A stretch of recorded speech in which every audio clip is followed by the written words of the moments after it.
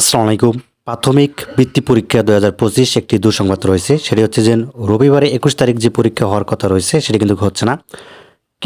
এটি কবে হবে সেটিও বলে দিব এবং একই সাথে কিন্ডারগার্টেন এবং বেসরকারি যে প্রাথমিক শিক্ষা প্রতিষ্ঠান রয়েছে তারা মূলত হচ্ছে হাইকোর্টে আপিল করেছিল বৃহস্পতিবারে। যেজন্য হচ্ছে যে পরীক্ষাটি ১ মাসের স্থগিতের একটা ঘোষণা দেয়। কিন্তু এটা কিন্তু শুনানি হয়নি, ঠিক আছে?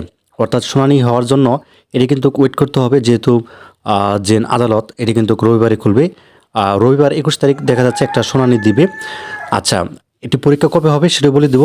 আর এখনও যারা আমাদের কাছ থেকে প্রাথমিকের যে শাসন পঞ্চম অষ্টম শ্রেণীর জন্য যারা কিনেননি, যে নাম্বারটি রয়েছে নাম্বারটির মধ্যে হোয়াটসঅ্যাপ বা ইমো রয়েছে, এখানে আমার সাথে যোগাযোগ করলেই হবে, খুব সহজে নিতে পারবেন। সকল সাবজেক্ট সবগুলো সাবজেক্ট মাত্র হচ্ছে ১০০ টাকা, ঠিক আছে? বিকাশ বা নগদে পেমেন্ট করতে হবে আর কি। এখানে একটি বিষয়, সেটি হচ্ছে ২১ তারিখ ২২, ২৩ এবং ২৪ তারিখে পরীক্ষা হওয়ার কথা ছিল, কিন্তু ২১ তারিখে রবিবারে হোপফুলি অর্থাৎ হাইকোর্ট কিন্তু একটা শুনানি দিবে, ঠিক আছে? অর্থাৎ একটা শুনানি দিবে যে আসলে পরীক্ষাটি কবে হবে। এবং প্রাথমিক ও শিক্ষা যে মন্ত্রণালয় আছে তারা কিন্তু এখনও কোনো নোটিশ প্রকাশ করেনি।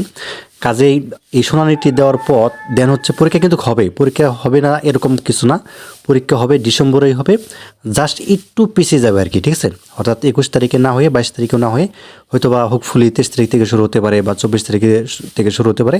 তবে পরীক্ষা হবে এই মাসেই হবে, ঠিক আছে? ২-১ দিন একটু লেট হতে পারে, যেহেতু একটা শুনানির একটি বিষয় রয়েছে, ঠিক আছে? একটা ফাইনাল একটি শুনানি কিন্তু দিবে।